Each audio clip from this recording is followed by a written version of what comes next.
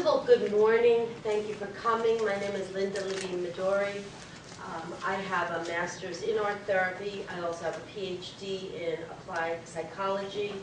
And my dissertation study is really the basis of my book, which we're going to be talking about today, and the use of themes, innovative programming for the Alzheimer's population.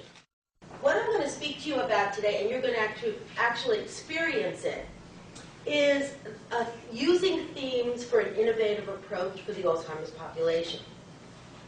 This programming is called, and this is actually what the book looks like, Therapeutic Thematic Arts Programming, and it is based on and shows you very clearly the research on the brain.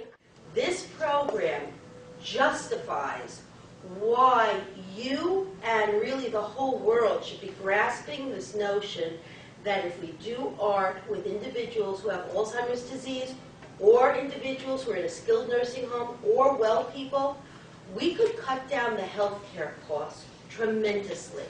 And art materials don't cost that much.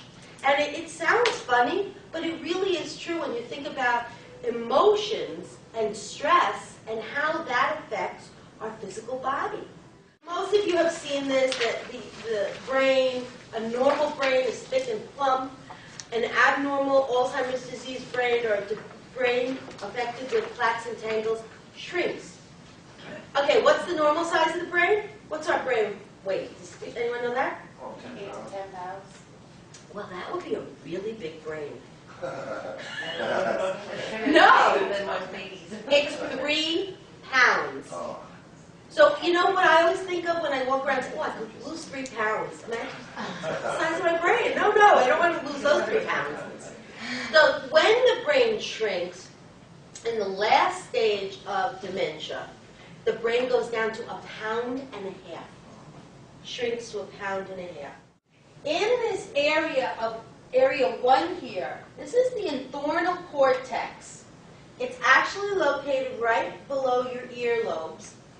And this is the processing center for making new memories and retrieving old memories. This area is right below the hippocampus. So the plaques and tangles form below the hippocampus, and then this is mild Alzheimer's disease. Moderate Alzheimer's disease, it goes right through the hippocampus slowly, and it then starts to take away complex memories and the ability to do complex things. Now, for us as our therapists, that's very significant. And that's why you see people with mild, moderate Alzheimer's disease, they can still cut, they can still paste, they can do puzzles, because this is not taken away until they really get to the 3rd stage, where it goes up to the neocortex and the back of the brain. And that's where all of our executive functioning is shut off. That's where you see hospice care. The body can no longer function.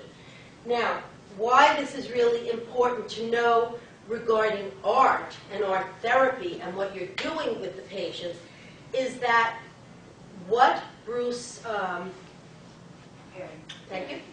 Perry stated was that 90% of our neurons are actually in the hippocampal region. Believe it or not, you sitting here and listening to me, you're making new brain cells, because we've actually been able to correlate this with a higher level of education. People who have higher levels of education have thicker hippocampus. The hippocampus, we have 2 of them. They're on both sides of our brain. And Marion Diamond, a neuroscientist from UCLA, decided as a student to study that region in brains of rats. Because as she was dissecting rats for her studies, she was just randomly looking at the brain always interested her, and she noticed that in rats, that area of the brain was different sizes. So her first study was putting these rats into 3 cages. Have you heard about this study? Okay. She took 6 rats and put them into a very tight cage, you know, a little mouse cage, where they were not comfortable in moving around. She took 6 rats and put them into a nicer sized cage with 1 toy. And then she put 6 rats into what I call, and she called, as she described it, the condominium of cages. You know, upstairs and downstairs. It had the spiraling loop they could play with. And the medical students changed the toys every day. Every day they got a new toy to explore and play with. Well, at the end of the year, and this was the first study that significantly showed environment affecting the brain. At the end of the year, the rats in the tiniest closed cage had the smallest hippocampus.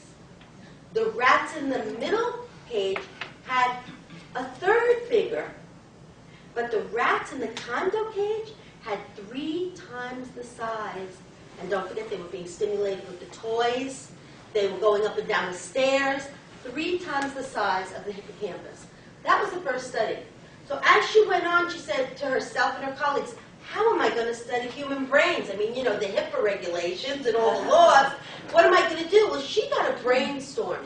In 1999, she had a real brainstorm. She said, I am going to ask for scientist labs across the United States. I'm going to advertise for brains in your back shelves that you're not using. Can you please send them to UCLA? I want to do a study. And I always think of the postman going around with, got another brain today, Marion?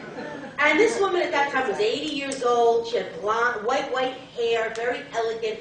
And she said, so I had 300 brains donated. And she didn't want to be biased, so she gave all the brains to her assistants and her interns, and they dissected these brains. And what they found, they came back to her after a month and said, well, lo and behold, we have found that in the first set of brains, the hippocampus is very, very small, the size of a raisin, if you will. In the second bunch, about 100 or so brains, the hippocampus is the size of a grape. In the third set of brains, about a little less than 100 now, maybe 80 brains, the hippocampus was 3 times the size. So it was the size of like a walnut, if you will. So she said to her students, okay, now go back, because all the brains were numbered, go back and find out who these brains belonged to and what had they done in their lifetime. That was her brainstorm. So her students went back, they got all their biographies, and in fact what happened was outstanding, and it was in the New England Journal of Medicine, because she then was able to correlate that in the first set of brains, those individuals had, you're not going to believe this, an average of a 6th grade education. In the second set of brains, the individuals had high school. They graduated high school. And they had what we would call blue-collar jobs. The third set of brains, and this is good news for all of you, were people who the average was college, of course, master's degrees, doctors, lawyers. But interesting, certain occupations that don't need very much education, like an electrician and a carpenter.